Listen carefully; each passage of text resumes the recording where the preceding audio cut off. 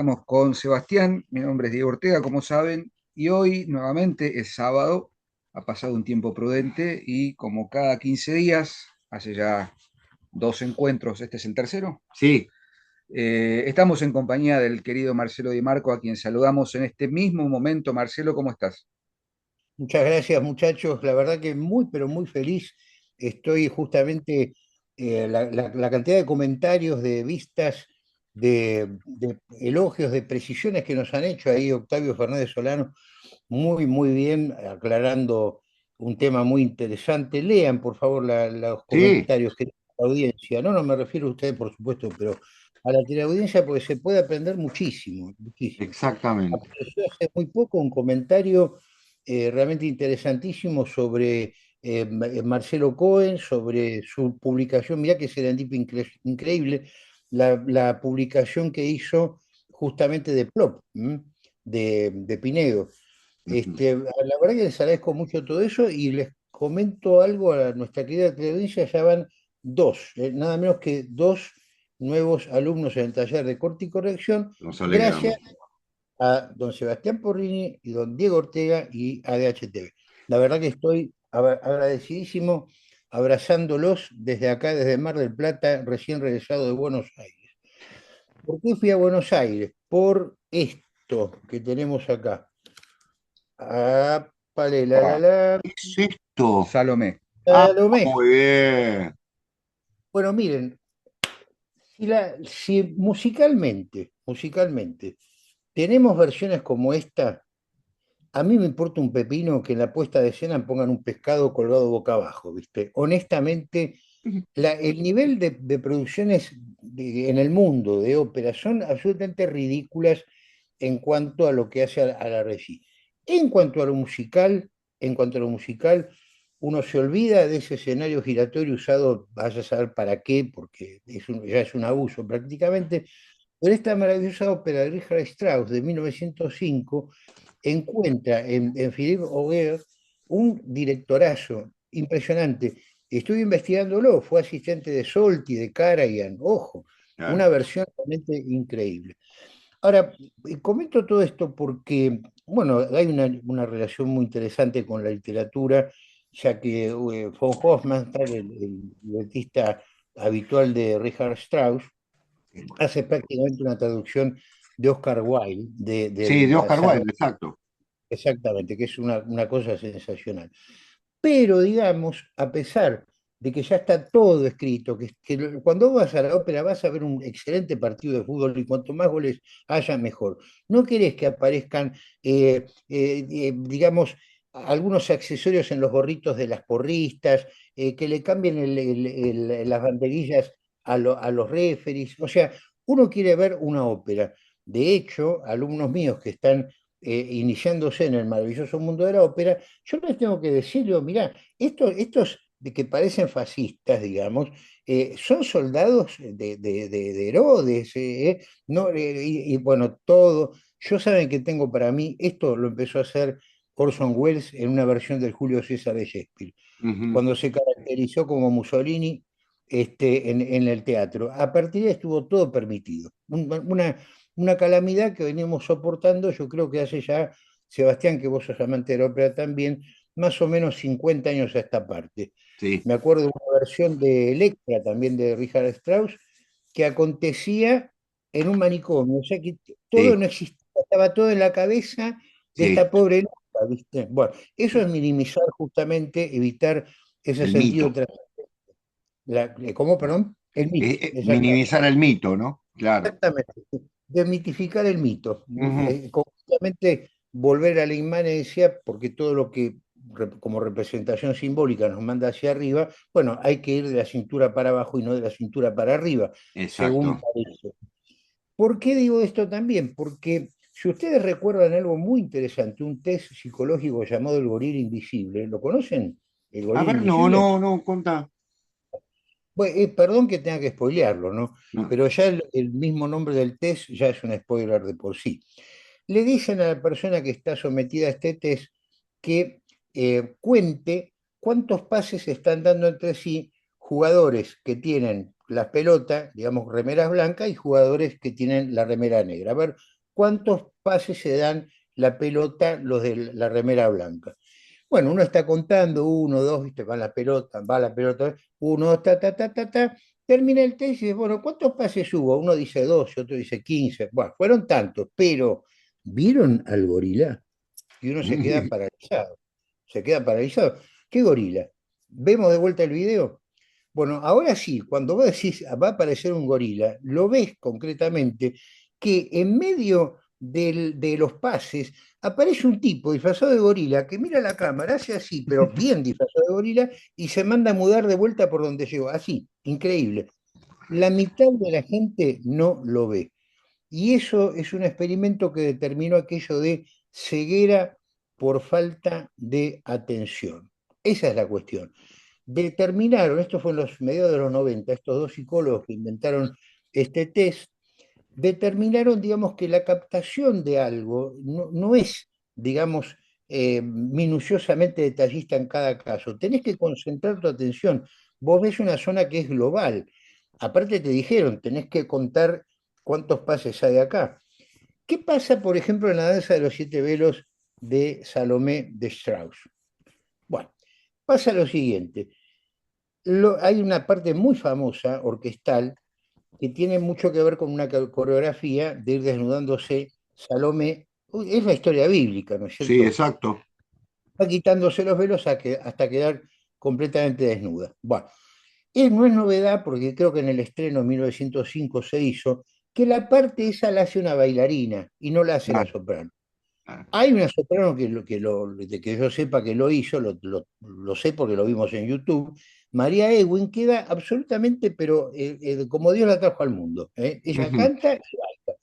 Acá qué hicieron, pusieron a dos bailarinas, una de unos 7, 8 años y la otra de unos 20 y pico, todas las dos de rojo para que el monito espectador comprenda que es una chica con otra edad. Claro. ¿Y qué pasa? Bueno, está siendo manoseada por Herodes. Entonces, qué vivos somos, ¿eh? Estamos mostrando cómo Herodes ya se la venía apuntando a esta chica, ¿no es cierto? De chiquita venía dándole con todo, ¿no? Bueno, esa pavada, esa cosa que vos decís, es digna de estos tiempos, lamentablemente, que no tiene ninguna representación simbólica, porque es, digamos, es más una alegoría que un símbolo, está pegado Exacto. un sentido unívoco de la interpretación. Esa pavada te distrae de la música. Porque si vos Claro. decís, concentrate en la música, no te muevas, mirá cómo la bailarina sigue los movimientos de la orquesta, eso es otra cosa. ¿Ves? Exacto. No podés concentrarte pensando en qué quiso hacer la genia, Regisseur, psicoanalítica que se mandó esa brutal, digamos, concretamente, mientras tenés al mismo tiempo que escuchar la música. Yo honestamente no puedo decir hola mientras me peino. Yo me tengo que concentrar en algo, si no me sacan de ahí, me desenfocan, pierdo la línea de montaje y perdí como en la guerra.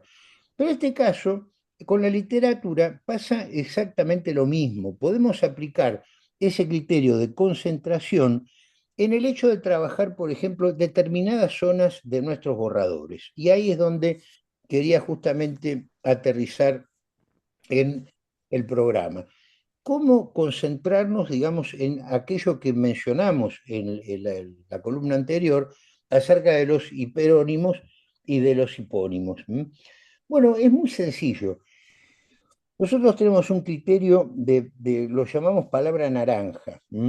Y ya hubo nunca lo publiqué esto, salvo en las notas que estoy sacando en La Capital, pero ya me han contado que hubo ya un programa de un ex alumno mío de Venezuela que está empezando a hablar de las palabras naranja. ¿Y por qué se llaman así, palabras naranja? Porque las naranjas son muy jugosas, salvo, digamos, que vos las dejes sin exprimir. Pero cuando las exprimís, esas palabras puedes lograr cosas realmente Correcto. formidables. Por ejemplo, si vos considerás que la palabra lugar es un hiperónimo, y como dijimos con Diego la vez pasada, hay distintos lugares, ¿no? O sea, hay un prostíbulo, está la Anita, está un santuario de María Auxiliadora, bueno, todos Claro. son lugares. Podés concretamente, exprimiendo esa naranja, sacarle todo el jugo y llegar a una expresión literaria mayor donde uno concentra la mirada, no estás distraído por cosas que andan alrededor. Ahí es donde la concentración del estilo literario te lleva una palabra mágica que es la palabra precisión. Concretamente, buscar esa cosa precisa, que esa palabra signifique no otra cosa. La palabra lugar significa 50.000 cosas, ¿ven? Es como, Exacto, como un hiperónimo que es, como palabra mueble, totalmente. ¿eh? ¿Perdón? Totalmente, no, claro. Estaba pensando incluso en lo metafórico, ¿no? Un lugar en mi corazón, qué sé yo, no sé. Claro, Exactamente. Pero, por ejemplo, mira, el otro día, en lo básico, estamos trabajando con César Pagán Pernas, que es un alumno mío de Madrid, y con César estábamos, es un cuento que transcurre en una batalla, ¿no? Entonces decía que los cadáveres yacían en el lugar, ¿no? Una cosa así, los claro. cadáveres de los soldados yacían en el lugar. Bueno, nos concentramos en eso, buscamos, digamos, concentrarnos en esa danza de Salomé, no en lo que piensa la regisseur que tiene que ser la danza de Salomé, sino lo que inventó realmente von Hofmannsthal con Richard Strauss. Nos concentramos en eso, buscamos esa palabra naranja, la palabra lugar, y yo les pido también a nuestra teleaudiencia que busquen sus borradores esa palabra porque aparece siempre, siempre. Y llegamos, por ejemplo, a que los cuerpos, los cadáveres de los soldados yacían en el campo de batalla. ¿Eh? Ujú, O sea, que ese lugar empezó a tener nombre y apellido, empezó a convertirse en algo, digamos, que concentra mucho más la atención del lector. Eh, con el tema de la precisión hay que tener mucho, mucho cuidado. La palabra conticinio, por ejemplo, es una palabra justa. La verdad que no quiero tomar ese examen, por favor, pero ¿oyeron hablar de esa palabra? Conticinio. conticinio. En mi ¿Qué caso no. conticinio? Bueno, el conticinio es ni más ni menos el momento de la noche en donde todo está en quietud y en silencio. ¿Mm? Ajá. Exacto. Quiere decir, por ejemplo, que aquel tango que dice el músculo duerme, la ambición descansa, ¿no? Sí. En la noche ya todo está en calma. Ujú. Imagínate Gardel diciendo es el conticinio, está Ah. todo. ¿Qué pasaría con el escucha de ese tango? Y se quedaría un poquito en polainas, ¿no es cierto? Claro. Conticinio, ¿qué será? Haroldo Conti que se ciñó una corona. No sé qué sea. Pero la cuestión es que efectivamente ahí está un poco derribado el tema de que siempre hay que ser preciso. Porque resulta que vos buscás la definición de la palabra conticinio, el diccionario, y es más poética que la palabra en sí. Claro. Dice, el tiempo de la noche en que todo está en quietud y serenidad o calma, una hermosura. Ujú, Jamás puede uno pensar que yo voy a estar diciendo, bueno, seamos imprecisos. Lo que quiero decir es que hay una sola regla que domina todo. Es la única regla que yo realmente conozco. Es simplemente aquello de que el contexto es el que manda. Porque si yo a mi gente le digo, mira, tenés que ser preciso a toda costa. claro. La palabra circunstante, por ejemplo. La palabra circunstante es un poco más conocida. Es maravillosa porque los circunstantes son todos. O sea, vos salís a la calle y ves circunstantes. El Exacto. diccionario, no, el público de un teatro son circunstantes, ¿viste? Es una palabra muy, muy precisa también. Ya no es gente, son la gente que anda por ahí. Ese es el circunstante, la gente que anda alrededor. Yo pensé para mí, qué interesante esto, pero jamás en mi vida voy a utilizar esa palabra. Primero porque no la conoce nadie, ¿no? En primer lugar. Y después, ¿cómo hago? Digamos, ¿por qué la precisaría? ¿No es mejor decir salí a la calle y vi a la gente caminando, los peatones, que es muy fea palabra? Sin embargo, en Memorias de un cazafantasma, perdón por la autorreferencia, pero es un cuento mío, en Memorias de un cazafantasmas pude meter esa palabra. No es que estaba empeñado en Ah, meterla, dije, ah, este es un personaje anciano, es una persona culta y es un paseante, digamos, del jardín botánico, está contando sus experiencias, dicho de paso, para el que no lo sepa, en un tiempo se enterraba gente en el jardín botánico, ¿eh? Sí. Ojo, con la anuencia de los peones, es terrible esto, ¿no? Cayó, digamos, todo el peso de la ley y ya no se hace más. Por eso yo me basé en eso para el tema de Memorias de un cazafantasma. Como era un señor mayor y con un lenguaje, digamos, refinado, no una cuestión culta, pude poner la palabra entonces circunstantes, pero siempre como Alejo Carpentier recomendaba, cuando uno pone una palabra, ¿qué autor olvidado Carpentier, dicho de Un paso, ¿eh? genio, un genio. Bueno, digamos, él decía, cuando vos tengas una palabra zonal muy, muy del lugar, rodéalo de un contexto para que el lector no se pierda. ¿M?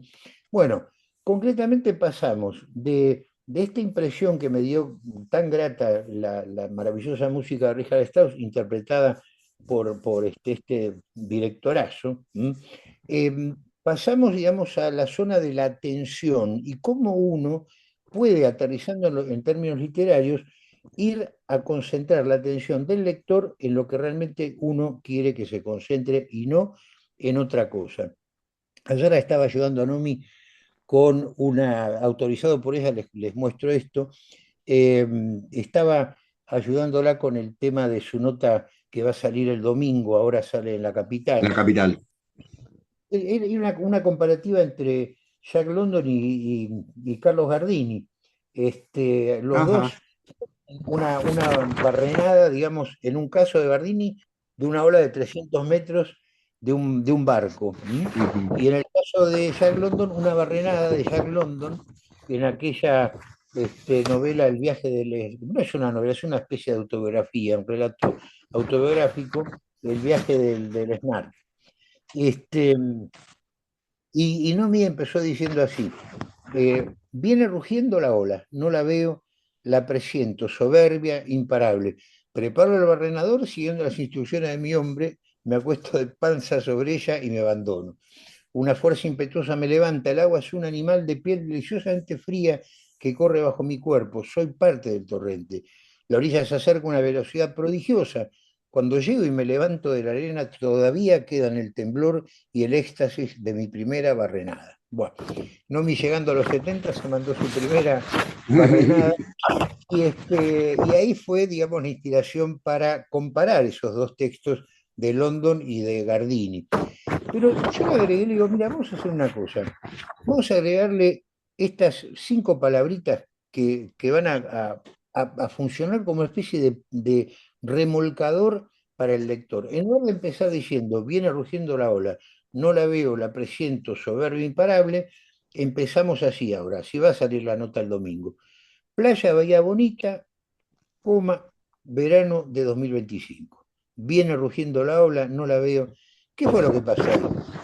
La ubicación, Claro. el hecho de hacer que el lector se concentre en un lugar determinado. A partir de ahí, vos podés llevarlo hacia adelante para que las cosas vayan en la dirección rítmica que vos querés que vaya el texto. Pero lo primero es plantearle esa precisión, lugar y tiempo. Playa Bahía Bonita, coma, verano 2025. Es una especie ¿vieron como la aguja, la burbuja, quiero decir, del Sí, albañil, del que queda nivel, claro. en nivel? Bueno, ese tiempo hace, ese aquí y ahora del relato es lo que marca la diferencia. Es lo que marca la diferencia. Pasa algo parecido también con Ernesto Sábato en el túnel, ¿no es cierto? Cuando en lugar de decir, bueno, nadie puede saber cuándo fue el mejor tiempo, porque siempre el tiempo pasado para mí no fue el mejor, sino el peor, ta, ta. Y uno dice, ¿a quién me importa esto? Pero ¿cómo empieza el túnel Sábato? Mi nombre es Juan Pablo Castel, soy el asesino de María Iriarne, el caso sale en todos los diarios. Y ahí empieza Exactamente. con la disquisición filosófica. Pero cuando vos lees eso, ya estás ahí enganchado de la solapa. Ya sabes que estás en una playa reconocible acá en Mar del Plata, queda acá a 4 cuadras de la Anita, y que además es un tiempo determinado. Esto me pasó a mí. Vamos al caso del credo de los apóstoles, ¿no es cierto? Cuando se habla en tiempo de Poncio Pilato, padeció en tiempo de Poncio Pilato. ¿Por qué se escribe eso? Para decir, muchachos, esto pasó. ¿eh? Claro, Pasó en el verano de exacto, 2025. Esto es exacto. historia, esto ha pasado. Entonces me lo creo más, me lo Exacto. creo más. De esa manera estoy... Pienso, en relación con esto, hay muchos ejemplos, pero puntualmente en cómo Borges juega con el tiempo y el espacio en tema del traidor y del héroe, ¿no? Ujú. Propone distintas posibilidades, bueno, y finalmente Junín, Junín podría ser sí. en alguna nación oprimida de Correcto, Latinoamérica, sí. bueno, por comodidad, digamos Irlanda. Irlanda, digamos 1900, no sé cuándo me acuerdo ahora, Exacto. con lo cual la densidad del cuento adquiere otra dimensión, Claro. Y porque aparte, bueno, siempre hay una idea borgiana de aquello de reducir la vida entera de un hombre a dos o sí, tres sí, escenas, digamos, ¿no? Claro, sí, sí, Son distintas caras del héroe, las distintas caras que va adquiriendo el héroe. exactamente. Borges realmente la tenía muy, pero muy clara en todo. Hay algo que a mí me fascina y que a raíz de lo que pasó hace muy poco, no sé si se enteraron que la Balandra declaró desierto el premio Abelardo Castillo. No lo sabían. Bueno, no, les cuento que fue realmente, les voy a leer. Dice, nuestra decisión se basa en una pormenorizada lectura de los cuentos de la preselección, atendiendo al uso de los recursos del lenguaje, dominio de la puntuación y sintaxis, comprensión de la estructura narrativa, construcción de los personajes y tratamiento del tema. Lamentablemente, no encontramos en ninguno de los textos recibidos, conforme a lo que representa un premio literario, un dominio distintivo de las premisas básicas de la escritura de un cuento o de la escritura literaria a secas. Consideramos que el cuento premiado debe alcanzar ese nivel de calidad que implica su distinción y posterior publicación. Encontramos, sin embargo, en los 7 cuentos seleccionados una calidad literaria en ciernes. Supónganse que ustedes mandaron al concurso y son parte de estos seleccionados. Les pregunto cómo se sentirían, ¿no? Encontramos, sin embargo, en los 7 cuentos seleccionados una calidad literaria en ciernes, una serie de textos en los que se lee una búsqueda de la belleza, un manejo de la tensión y la sutileza, una torsión literaria del tiempo, una interesante apuesta a expandir los límites del realismo, elementos dignos de ser reconocidos y de encabezar esta invitación a no contentarse rápidamente. Los Qué cuentos que cosa. seleccionamos pueden llegar a convertirse en grandes cuentos y quien dice, detrás de ellos podemos esperar grandes autores, es nuestro mayor deseo, pero también sabemos que la calidad literaria es solo el resultado de mucho trabajo. Los invitamos a trabajar con constancia por nuestra literatura. Bueno, esto fue una bomba, fue directamente una bomba, pero yo me pregunto, ¿por qué pasan estas cosas? ¿Por qué, digamos, tenemos cuentos que van a ser publicados en una antología, pero como una especie de premio consuelo, como para decir, bueno, acá, hasta acá llegaste, está bien, podés llegar a mejorar, ¿no? Al margen de estas cuestiones de la sociología y la literatura, uno se pregunta si aquello de la precisión en cuanto a la expresión literaria tiene un poco que ver con este tipo de dictámenes. Consideremos con buena intención que este dictamen es justo y que ellos creen realmente esto que está acá. ¿Qué es lo que ha pasado? Bueno, ha pasado a mi modo de ver que se han confundido tanto las fronteras entre el cuento y el caso, la anécdota y lo que hoy día se está llamando arbitrariamente como relato, que ya todo es un cuento. Pero claro, aparece un jurado como Silvio Iparraguirre, miembro de este jurado de la Balandra, y dice, no, pará, no todas las cosas son cuentos, no todo es cuento. Ojo, Exacto. tenemos acá que considerar que hay cuestiones de construcción, de tiempo, etcétera, que no están. Para mí es justamente hemos llegado ya a un punto clave de la cosa. Hemos pasado de aquello de que Jaime Rest maravillosamente en novela, cuento y teatro, Apogeo y Crisis determinó con mucha claridad cuentos de final flotante o cuentos de final detonante. Un final flotante sería un cuento como el de Anton Chekhov, La Dama del Perrito, Ujú. donde las cosas están por empezar, digamos, ¿no? Exacto. Un final abierto, no final inexistente, que es muy distinto. Y un final detonante sería, por ejemplo, el final de La gallina degollada, para que nuestra teleaudiencia lo comprenda fácilmente. El efecto Patoruzú, que llamo yo cuando quedan las patitas, plop, es así, con Dorito. Bueno, ¿qué sucede entonces con este tema? Ya se salió de esa posición tradicional y ahora vale todo. todos son cuentos. Y en la medida de lo posible llamémoslo relato, para que nadie nos acuse de que no estamos haciendo un Claro. composición tema en todo caso. ¿Por qué digo entonces que Borges siempre tuvo la precisa? Desde entrada, ya hace prácticamente 100 años, 1935, me voy a permitir leerle a nuestra teleaudiencia un fragmento del prólogo a la primera edición de nada menos que Historia Universal de la Infamia.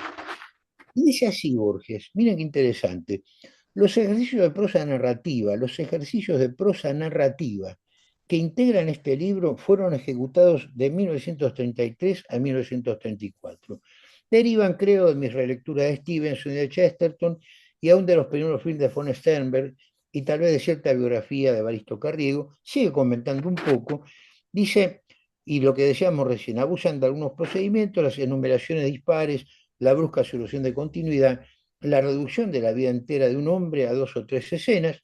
Dice, este propósito visual rige también el cuento Hombre de la esquina rosada. No tratan de ser psicológicos. Cuando yo era chico, leí este maravilloso libro y me encontré con algo muy interesante al leer las biografías que aparecen en Historia Universal de la Infamia. Yo decía para mí, esto no tiene nada que ver con los cuentos que a mí me gusta leer. No tiene nada que ver con Jack London, no tiene nada que ver con Horacio Quiroga, con Edgar Allan Poe. ¿Qué es lo que pasa acá? Todavía no habían pasado estos 100 años de derrumbe que estoy describiendo, y yo todavía no estaba acostumbrado a leer con lupa, y cuando lees con lupa, encontrás que Borges, en ese prólogo, dice los ejercicios de prosa narrativa que integran este libro. Ejercicios de prosa narrativa no es lo mismo que cuento. Claro. Habla de las características de estos ejercicios de prosa narrativa para aterrizar en esta frasecita que dice, ese propósito visual rige también el cuento Hombre de la esquina rosada. Cuando Claro. yo leí en esa época Hombre de la esquina rosada, dije, este es el que más me gusta. Claro. Claro. Este es... Exacto. Entonces, fíjense qué interesante. Borges no dice los cuentos que integran este libro, dice los ejercicios de prosa narrativa, que es muy diferente. Hay una cuestión de honestidad intelectual antes que nada. No podés llamar cuento a lo que no lo es. No podés llamarlo relato, porque un relato y cuento es lo mismo. Sería una arbitrariedad llamarlo relato. Relato en nuestro terreno literario es cuento, y cuento en nuestro terreno literario es relato. Otra cosa es llamar, por ejemplo, el relato de los Cal o el relato de los M, no sé. La cuestión es así, pero parecería como que hubo una especie de facilitación que nos llevó a la mediocridad. El hecho de traer al taller literario un texto en donde una familia va a pasar un día de picnic, hay alternativas, digamos, hay cruces psicológicos entre los personajes, y vuelven así, tal cual como fueron, llegaron, ¿no? No está ese arco, no está ese giro. Eso, cuando éramos chicos, Sebastián, ¿vos te acordás que había algo que se llamaba colegio? Que No existe se más. enseñaba cosas, ¿te acordás? Sí. Bueno, ¿y cómo le llamaba esto al maestro? No le decía que iba en un cuento, es que iba en una composición sobre el viaje que hicieron con la familia el domingo. Exacto. Y bueno, hay que llamar a las cosas por su nombre. Entonces, la gente está tan imbuida con eso. Encuentra que hay autores, autoras incluso consagradas, que no terminan sus cuentos, que cuando vos le protestás te dicen, ah, yo no tengo por qué hacerme cargo de la angustia del lector. Es lo mismo que yo contrato. Claro, imagínate vos, yo contrato un pintor que venga acá a la Anita, ¿no? Claro. Y el tipo agarra y me deja una pared sin pintar. Yo lo corro, y digo, flaco, te falta pintar una pared". Ah, yo no me hago cargo de tu angustia de que no te pinté la cuarta pared. Es una barbaridad. Entonces los chicos jóvenes, como les han dicho, eso es lo que hay que hacer, porque para tener éxito en la vida literaria tenés que hacer cuentos que no signifiquen nada, que no terminan, que son como papitas hervidas, me explico, de vos haces esto que te va a ir bien, claro. Llegan al taller de Benito Di Marchini, ¿viste? Y los sacó, claro, lo, lo saco de un chancletazo, ¿viste? Les explico que eso es una composición, que una cosa es un final abierto y otra cosa es un final inexistente, que es muy distinto. busquemos entonces el cuento. Y lo primero que hago siempre es preguntar, ¿qué quisiste hacer con esto? Lo primero, ¿es un cuento sí o no?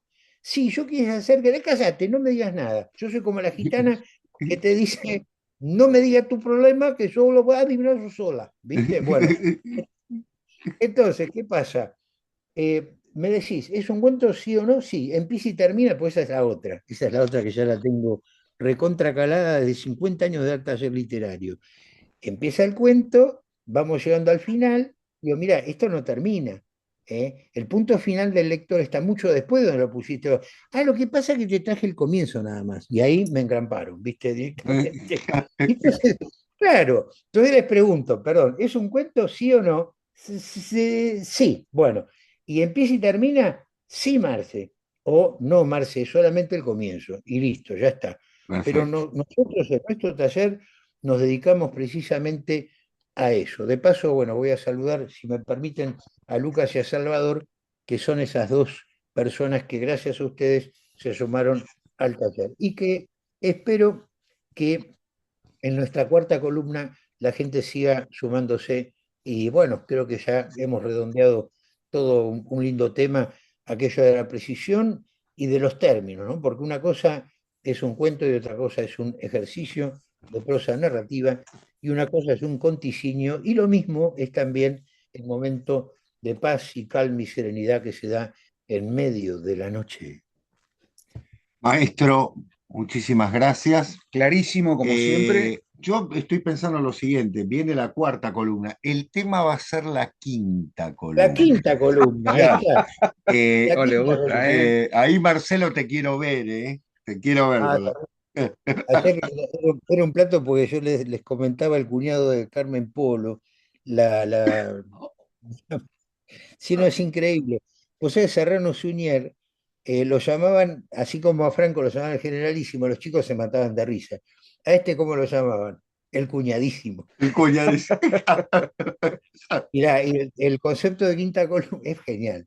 Es ese gracejo español, ¿eh? Sí, que, se, sí, que se aplica en todos los ámbitos de la vida. El totalmente. cuñadísimo. El cuña. Pero bueno, aquello de la Marce, quinta columna es algo que se creó, justo se inventó el término en la Cruzada Española, ¿no? exacto. Marce, nos estamos viendo entonces para la próxima, que es la cuarta. Y bueno, gracias como siempre, no Un sabes placer enorme. el aporte Espero que enorme para este canal. espero que les haya gustado y que, bueno, a la gente les sirva, ¿no? De recordar aquello de la naranja que se exprime para sacarle más juguito. Hasta Totalmente. pronto. Gracias, Un Gracias, abrazo Marcel. enorme, Marcelo. Abrazo. Nos estamos viendo. gracias. Vamos en patota hoy. Sí. Perfecto. Se ve, hay una barra negra que me tapa ahí. Acá te vemos bárbaro, ¿eh? Ah, me ven, bueno, y Eh, si queda bien grabado, fantástico. Bien. Ah, espera que dice acá la reunión se está grabando, aceptar. Sí, Ahí se borró la línea negra ahí mía. está. Muy bien. Bueno, ahora. Bueno, ¿qué tal? Bienvenidos a todos los que nos están viendo. Aquí estamos con Sebastián. Mi nombre es Diego Ortega, como saben, y hoy nuevamente es sábado. Ha pasado un tiempo prudente y como cada 15 días, hace ya dos encuentros, este es el tercero. Sí, Estamos en compañía del querido Marcelo Di Marco, a quien saludamos en este mismo momento. Marcelo, ¿cómo estás? Muchas gracias, muchachos. La verdad que muy, pero muy feliz. Estoy justamente, la cantidad de comentarios, de vistas, de elogios, de precisiones que nos han hecho ahí Octavio Fernández Solano, muy, muy bien, aclarando un tema muy interesante. Lean, por favor, los sí, comentarios que tiene la audiencia. No, no me refiero a ustedes, por supuesto, pero a la teleaudiencia porque se puede aprender muchísimo, muchísimo. exactamente. Apareció hace muy poco un comentario realmente interesantísimo sobre Marcelo Cohen, sobre su publicación, mirá que serendipia increíble, la publicación que hizo justamente de Plop, de Pinedo. Ujú. La verdad que les agradezco mucho todo eso y les comento algo a nuestra querida teleaudiencia, ya van dos, nada menos que dos nuevos alumnos en el taller de corte y corrección, Nos gracias alegramos. a don Sebastián Porrini y don Diego Ortega y a DHTV. La verdad que estoy agradecidísimo abrazándolos desde acá, desde Mar del Plata, recién regresado de Buenos Aires. ¿Por qué fui a Buenos Aires? Por esto que tenemos acá. Ah, pale, Ah, ¿Qué es esto? Salomé. Ah, Salomé. muy bien. Bueno, miren, si musicalmente, tenemos versiones como esta. A mí me importa un pepino que en la puesta de escena pongan un pescado colgado boca abajo, ¿viste? Honestamente, el nivel de producciones en el mundo de ópera son absolutamente ridículas en cuanto a lo que hace a la regia. En cuanto a lo musical, en cuanto a lo musical, uno se olvida de ese escenario giratorio usado, vaya a saber para qué, porque ya es un abuso prácticamente, pero esta maravillosa ópera de Richard Strauss de 1905 encuentra en Philippe Auger un directorazo impresionante. Estuve investigándolo, fue asistente de Solti, de Karajan, ojo, una Claro. versión realmente increíble. Ahora, comento todo esto porque, bueno, hay una relación muy interesante con la literatura, ya que von Hofmannsthal, el libretista habitual de Richard Strauss, hace prácticamente una traducción de Oscar Wilde, Sí, del de Oscar Salomé, Wilde, exacto. exactamente, que es una cosa sensacional. Pero, digamos, a pesar de que ya está todo escrito, cuando vas a la ópera vas a ver un excelente partido de fútbol y cuanto más goles haya, mejor. No querés que aparezcan, digamos, algunos accesorios en los gorritos de las porristas, que le cambien las banderillas a los referees. O sea, uno quiere ver una ópera. De hecho, alumnos míos que están iniciándose en el maravilloso mundo de la ópera, yo les tengo que decirle, mirá, estos de que parecen fascistas, digamos, son soldados de Herodes, no, bueno, todo. Yo saben que tengo para mí, esto lo empezó a hacer Orson Welles en una versión del Julio César de Shakespeare, Ujú. cuando se caracterizó como Mussolini en el teatro. A partir de ahí estuvo todo permitido. Una calamidad que veníamos soportando, yo creo que hace ya, Sebastián, que vos sos amante de la ópera también, más o menos 50 años a esta parte. Sí, Me acuerdo de una versión de Electra, también de Richard Strauss, que acontecía en un manicomio, o sea que todo sí, no existía, estaba todo en la cabeza de sí. esta pobre loca, ¿viste? Bueno, eso es minimizar justamente, evitar ese El sentido. mito. ¿Cómo, perdón? El mito, exactamente. Minimizar el mito, ¿no? Claro. Exactamente. Desmitificar el mito. Ujú. Completamente volver a la inmanencia, porque todo lo que como representación simbólica nos manda hacia arriba, bueno, hay que ir de la cintura para abajo y no de la cintura para arriba, según Exacto. parece.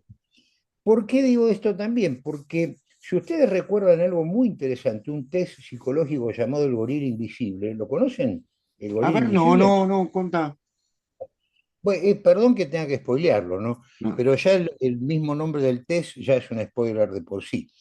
Le dicen a la persona que está sometida a este test que cuente cuántos pases se están dando entre sí jugadores que tienen las pelotas, digamos, remeras blancas, y jugadores que tienen la remera negra. A ver, cuántos pases se dan la pelota los de la remera blanca. Bueno, uno está contando, uno, dos, viste, va la pelota, uno, ta, ta, ta, ta, ta, termina el test y dice, bueno, ¿cuántos pases hubo? Uno dice 12, otro dice 15. Bueno, fueron tantos, pero ¿vieron al gorila? Y uno se queda paralizado. ¿Qué gorila? ¿Vemos de vuelta el video? Bueno, ahora sí, cuando vos decís va a aparecer un gorila, lo ves concretamente que en medio de los pases aparece un tipo disfrazado de gorila que mira la cámara, hace así, pero bien disfrazado de gorila, y se manda a mudar de vuelta por donde llegó. Así, increíble. La mitad de la gente no lo ve. Y eso es un experimento que determinó aquello de ceguera por falta de atención. Esa es la cuestión. Determinaron, esto fue en los mediados de los 90, estos dos psicólogos que inventaron este test, determinaron, digamos, que la captación de algo no es, digamos, minuciosamente detallista en cada caso. Tenés que concentrar tu atención. Vos ves una zona que es global. Aparte te dijeron, tenés que contar cuántos pases hay acá. ¿Qué pasa, por ejemplo, en la danza de los siete velos de Salomé de Strauss? Bueno, pasa lo siguiente. hay una parte muy famosa, orquestal, que tiene mucho que ver con una coreografía de ir desnudándose Salomé. Es la historia bíblica, ¿no es Sí, cierto? exacto. Va quitándose los velos hasta quedar completamente desnuda. Bueno, no es novedad porque creo que en el estreno en 1905 se hizo que la parte esa la hace una bailarina y no la hace la Claro, soprano. claro. Hay una soprano de que yo sepa que lo hizo, lo sé porque lo vimos en YouTube. María Ewing queda absolutamente, pero como Dios la trajo al mundo. Ella Ujú, canta y baila. Acá, ¿qué hicieron? Pusieron a dos bailarinas, una de unos 7, 8 años y la otra de unos 20 y pico, todas las dos de rojo para que el monito espectador comprenda que es una chica con otra edad. claro. ¿Y qué pasa? Bueno, está siendo manoseada por Herodes. Entonces, qué vivos somos, ¿eh? Estamos mostrando cómo Herodes ya se la venía apuntando a esta chica, ¿no es cierto? De chiquita venía dándole con todo, ¿no? Bueno, esa pavada, esa cosa que vos decís, es digna de estos tiempos, lamentablemente, que no tiene ninguna representación simbólica, porque es, digamos, es más una alegoría que un símbolo, está pegado Exacto, un sentido unívoco de la interpretación. Esa pavada te distrae de la música. Porque si vos claro. decís, concentrate en la música, no te muevas, mirá cómo la bailarina sigue los movimientos de la orquesta, eso es otra cosa. ¿Ves? Exacto. No podés concentrarte pensando en qué quiso hacer la genia, regisseur, psicoanalítica que se mandó esa Butard, digamos, concretamente, mientras tenés al mismo tiempo que escuchar la música. Yo honestamente no puedo decir hola mientras me peino. Yo me tengo que concentrar en algo, si no me sacan de ahí, me desenfocan, pierdo la línea de montaje y perdí como en la guerra. Pero en este caso, con la literatura pasa exactamente lo mismo. Podemos aplicar ese criterio de concentración en el hecho de trabajar, por ejemplo, determinadas zonas de nuestros borradores. Y ahí es donde quería justamente aterrizar en el programa. ¿Cómo concentrarnos, digamos, en aquello que mencionamos en la columna anterior acerca de los hiperónimos y de los hipónimos? Bueno, es muy sencillo. Nosotros tenemos un criterio lo llamamos palabra naranja. Y ya hubo nunca lo publiqué esto, salvo en las notas que estoy sacando en La Capital, pero ya me han contado que hubo ya un programa de un ex alumno mío de Venezuela que está empezando a hablar de las palabras naranja. ¿Y por qué se llaman así palabras naranja? Porque las naranjas son muy jugosas, salvo, digamos, que vos las dejes sin exprimir. Pero cuando las exprimís, esas palabras puedes lograr cosas realmente Correcto. formidables. Por ejemplo, si vos consideras que la palabra lugar es un hiperónimo, y como dijimos con Diego la vez pasada, hay distintos lugares, ¿no? O sea, hay un prostíbulo, está la Anita, está un santuario de María Auxiliadora, bueno, todos Claro. son lugares. Podés concretamente, exprimiendo esa naranja, sacarle todo el jugo y llegar a una expresión literaria mayor donde uno concentra la mirada, ¿eh? No estás distraído por cosas que andan alrededor. Ahí es donde la concentración del estilo literario te lleva a una palabra mágica que es la palabra precisión, ¿eh? Concretamente, buscar esa cosa precisa, que esa palabra signifique no otra cosa. La palabra lugar significa 50.000 cosas, ¿ven?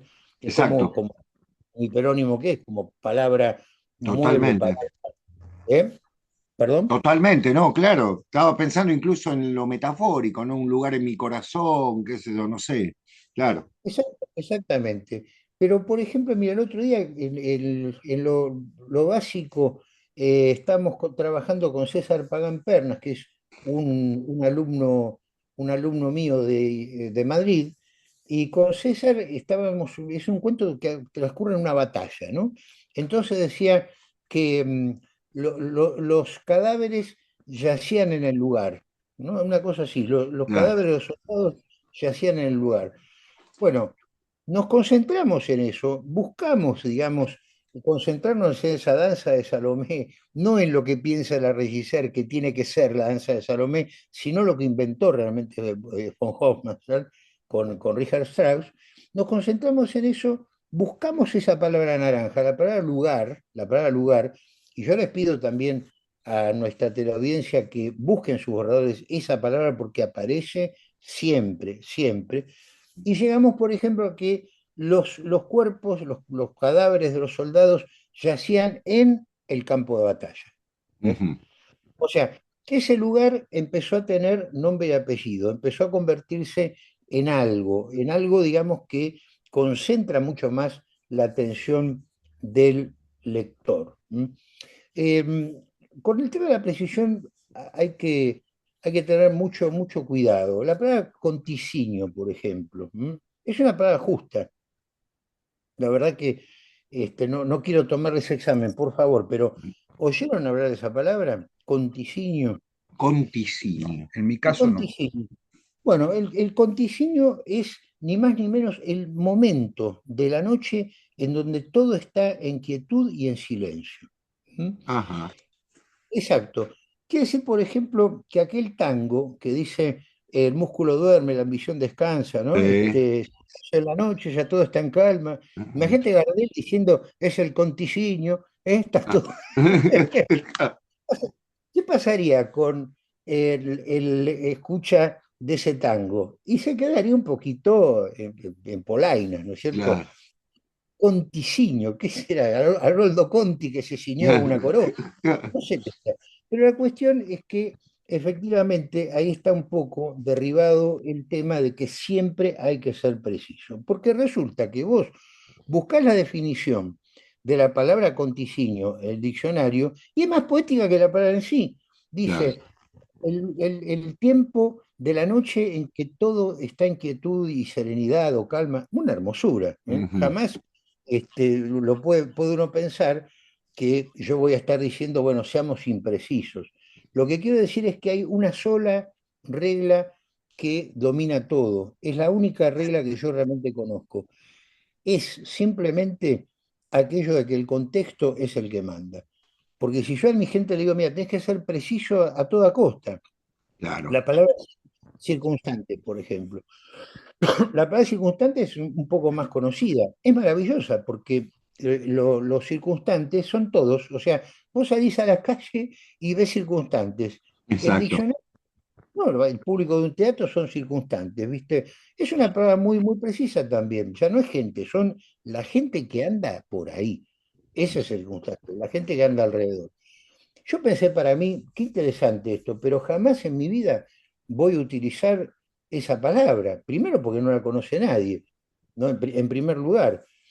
Y después, ¿cómo hago? Digamos, ¿por qué la precisaría? ¿No es mejor decir salí a la calle y vi a la gente caminando, los peatones, que es muy fea palabra?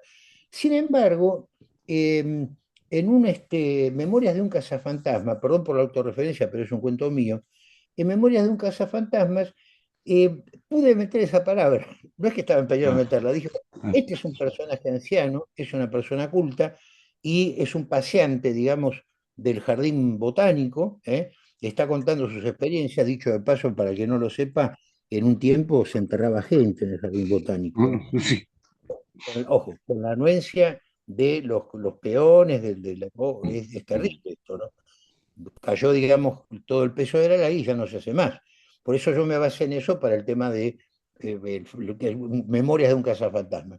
Como era un señor mayor y con un lenguaje, digamos, refinado, en una cuestión culta, pude poner la palabra entonces circunstantes, pero siempre como Alejo Carpentier recomendaba, cuando uno pone una palabra, ¿qué autor olvidado Carpentier, dicho de Un paso, ¿eh? genio. Un genio. Bueno, digamos, él decía, cuando vos tengas una palabra zonal muy, muy del lugar, rodéalo de un contexto para que el lector no se pierda. ¿M? Bueno, concretamente pasamos de esta impresión que me dio tan grata la maravillosa música de Richard Strauss, interpretada por este directorazo, ¿m? Pasamos, digamos, a la zona de la atención y cómo uno puede, aterrizando en términos literarios, ir a concentrar la atención del lector en lo que realmente uno quiere que se concentre y no en otra cosa. Ayer estaba ayudando a Nomi con autorizado por ella, les muestro esto, estaba ayudándola con el tema de su nota que va a salir el domingo, ahora sale en La La Capital. capital. Era una comparativa entre Jack London y Carlos Gardini. Los Ajá. dos, una barrenada, digamos, en un caso de Gardini, de una ola de 300 metros de un barco. Ujú. Y en el caso de Jack London, una barrenada de Jack London, en aquella novela El viaje del... No es una novela, es una especie de autobiografía, un relato autobiográfico, El viaje del Snark. Este, y Nomi empezó diciendo así, viene rugiendo la ola, no la veo, la presiento, soberbia, imparable. Preparo el barrenador siguiendo las instrucciones de mi hombre, me acuesto de panza sobre ella y me abandono. Una fuerza impetuosa me levanta, el agua es un animal de piel deliciosamente fría que corre bajo mi cuerpo, soy parte del torrente. La orilla se acerca a una velocidad prodigiosa. Cuando llego y me levanto de la arena, todavía quedan el temblor y el éxtasis de mi primera barrenada. Bueno, Nomi llegando a los 70 se mandó su primera barrenada y ahí fue, digamos, la inspiración para comparar esos dos textos de London y de Gardini. Pero yo le agregué, le digo, mira, vamos a hacer una cosa. Vamos a agregarle estas 5 palabritas que van a funcionar como una especie de remolcador para el lector. En lugar de empezar diciendo, viene rugiendo la ola, no la veo, la presiento, soberbio, imparable, empezamos así ahora, así va a salir la nota el domingo. Playa Bahía Bonita, coma, verano de 2025. Viene rugiendo la ola, no la veo. ¿Qué fue lo que pasó ahí? La ubicación, Claro. el hecho de hacer que el lector se concentre en un lugar determinado. A partir de ahí, vos podés llevarlo hacia adelante para que las cosas vayan en la dirección rítmica que vos querés que vaya el texto. Pero lo primero es plantearle esa precisión, lugar y tiempo. Playa Bahía Bonita, coma, verano 2025. Es una especie ¿vieron como la aguja, la burbuja, quiero decir, del Sí, albanil, del que queda nivel, en claro. nivel? Bueno, ese tiempo hace, ese aquí y ahora del relato es lo que marca la diferencia. Es lo que marca la diferencia. Pasa algo parecido también con Ernesto Sábato en El túnel, ¿no es cierto? Cuando en lugar de decir, bueno, nadie puede saber cuándo fue el mejor tiempo, porque siempre el tiempo pasado para mí no fue el mejor, sino el peor, ta, ta. Y uno dice, ¿a quién me importa esto? Pero ¿cómo empieza El túnel Sábato? Mi nombre es Juan Pablo Castel, soy el asesino de María Iriarne, el caso sale en todos los diarios. Y ahí empieza Exactamente. con disquisición filosófica. Pero cuando vos lees eso, ya estás ahí enganchado de la solapa. Ya sabes que estás en una playa reconocible acá en Mar del Plata, queda acá a 4 cuadras de Granita, y que además es un tiempo determinado. Esto me pasó a mí. Vamos al caso del credo de los apóstoles, ¿no es cierto? Cuando se habla en tiempo de Poncio Pilatos, padeció en tiempo de Poncio Pilatos. ¿Por qué se escribe eso? Para decir, muchachos, esto pasó, Claro, pasó en el verano de exacto, 2025.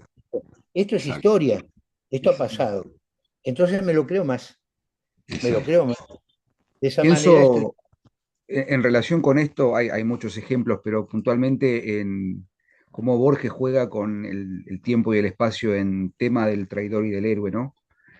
Ujú. Propone distintas posibilidades, bueno, y finalmente Junín. Junín podría ser en alguna nación oprimida de Correcto, Latinoamérica. sí. Bueno, por comodidad, digamos Irlanda. Irlanda, digamos 1900, no sé Sí, cuándo me acuerdo ahora, exacto. con lo cual la densidad del cuento adquiere otra dimensión. Claro. Y Porque, aparte, bueno, siempre hay una idea borgiana de aquello de reducir la vida entera de un hombre a 2 o 3 escenas, digamos, ¿no? Claro, sí, sí.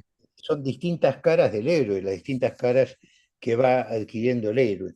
exactamente. Borges realmente la tenía muy, pero muy clara en todo. Hay algo que a mí me fascina y que a raíz de lo que pasó hace muy poco, no sé si se enteraron que la Balandra declaró desierto el premio Abelardo Castillo. No lo sabían. Bueno, No. les cuento que fue realmente, les voy a leer, dice. nuestra decisión se basa en una pormenorizada lectura de los cuentos de la preselección, atendiendo al uso de los recursos del lenguaje, dominio de la puntuación y sintaxis, comprensión de la estructura narrativa, construcción de los personajes y tratamiento del tema. Lamentablemente, no encontramos en ninguno de los textos recibidos, conforme a lo que representa un premio literario, un dominio distintivo de las premisas básicas de la escritura de un cuento o de la escritura literaria a secas. Consideramos que el cuento premiado debe alcanzar ese nivel de calidad que implica su distinción y posterior publicación. Encontramos, sin embargo, en los 7 cuentos seleccionados una calidad literaria en ciernes. Supónganse que ustedes mandaron al concurso y son parte de estos seleccionados. Les pregunto cómo se sentirían, ¿no? Encontramos, sin embargo, en los 7 cuentos seleccionados una calidad literaria en ciernes, una serie de textos en los que se lee una búsqueda de la belleza, un manejo de la tensión y la sutileza, una torsión literaria del tiempo, una interesante apuesta a expandir los límites del realismo, elementos dignos de ser reconocidos y de encabezar esta invitación a no contentarse rápidamente. Los cuentos que seleccionamos pueden llegar a convertirse en grandes cuentos y quien dice, detrás de ellos podemos esperar grandes autores, es nuestro mayor deseo, pero también sabemos que la calidad literaria es solo el resultado de mucho trabajo. Los invitamos a trabajar con constancia por nuestra literatura. Bueno, esto fue una bomba, fue directamente una bomba, pero yo me pregunto, ¿por qué pasan estas cosas? ¿Por qué, digamos, tenemos cuentos que van a ser publicados en una antología, pero como una especie de premio consuelo, como para decir, bueno, acá, hasta acá llegaste, está bien, podés llegar a mejorar, ¿no? Al margen de estas cuestiones de la sociología y la literatura, uno se pregunta si aquello de la precisión en cuanto a la expresión literaria tiene un poco que ver con este tipo de dictámenes. Consideremos con buena intención que este dictamen es justo y que ellos creen realmente esto que está acá. ¿Qué es lo que ha pasado?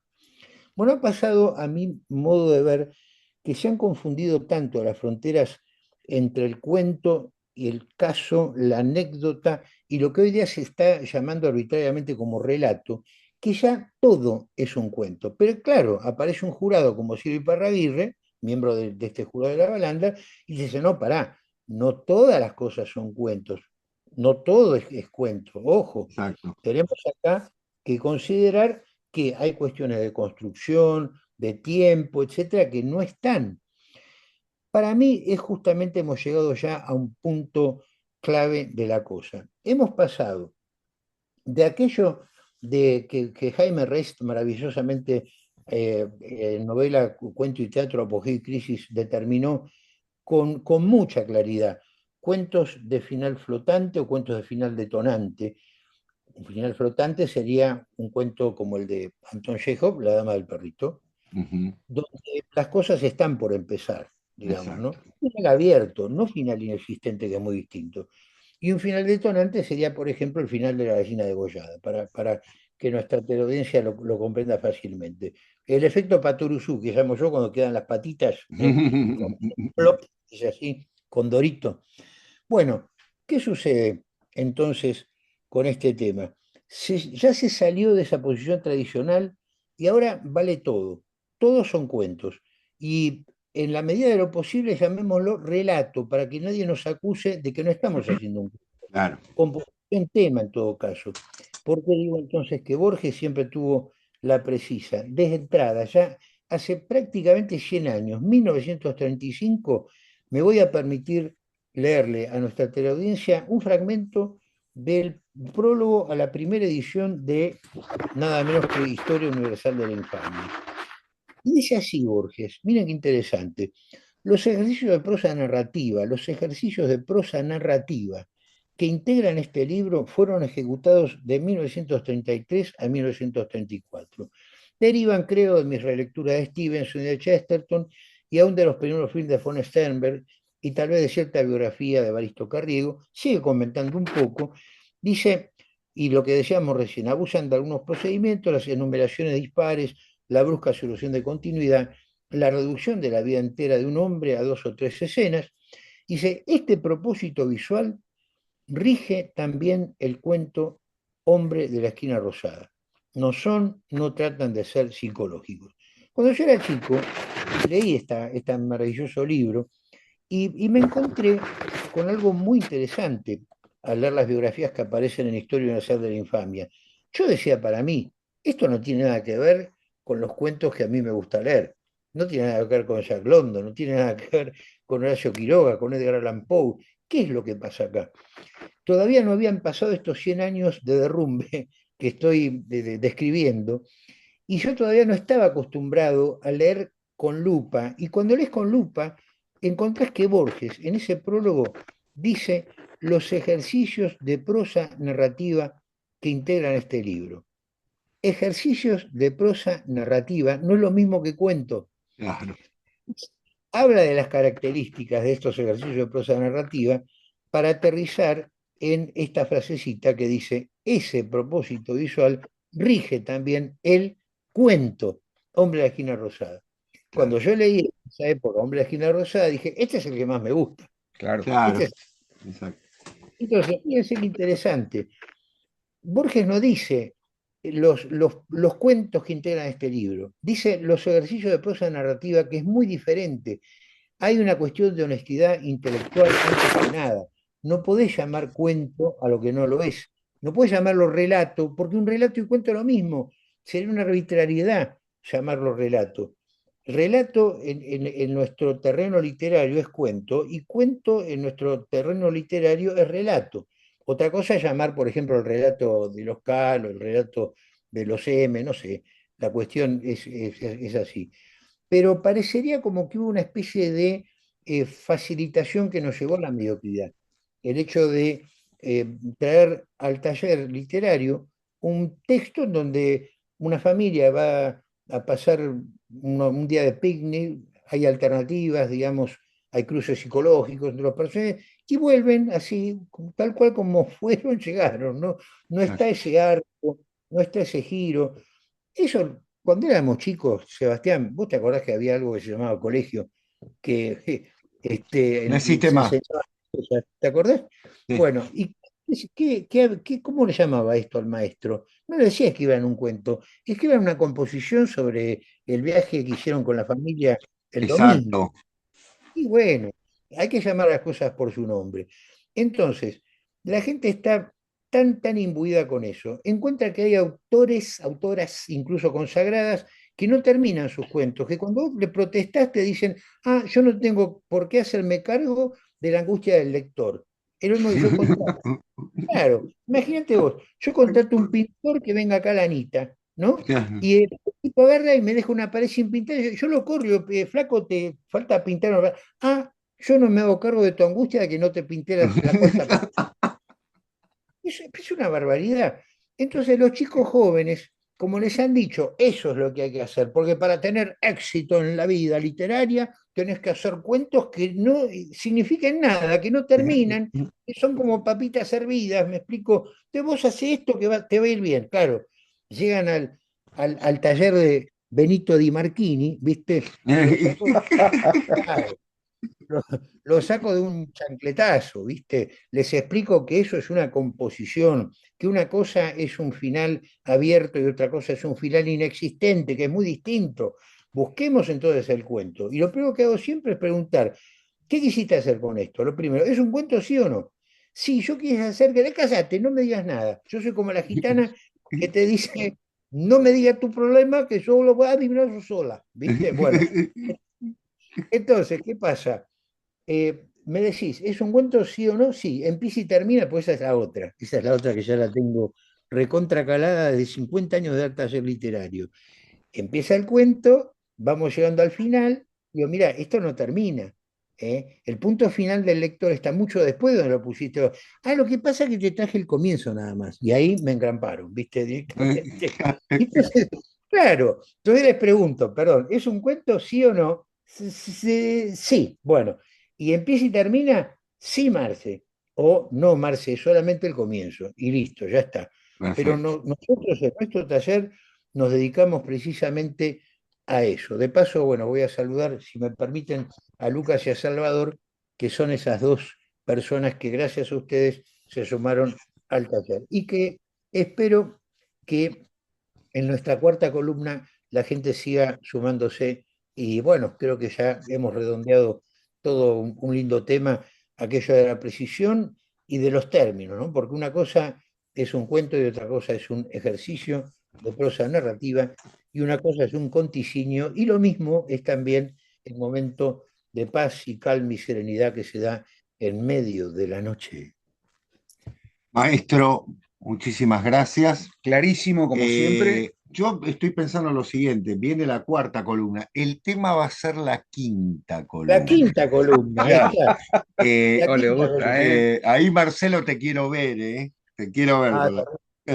ayer era un plato porque yo les comentaba al cuñado de Carmen Polo, la, la, si no es increíble. José Serrano Suñer lo llamaban, así como a Franco lo llamaban el generalísimo, los chicos se mataban de risa. ¿A este cómo lo llamaban? El cuñadísimo. El cuñado dice.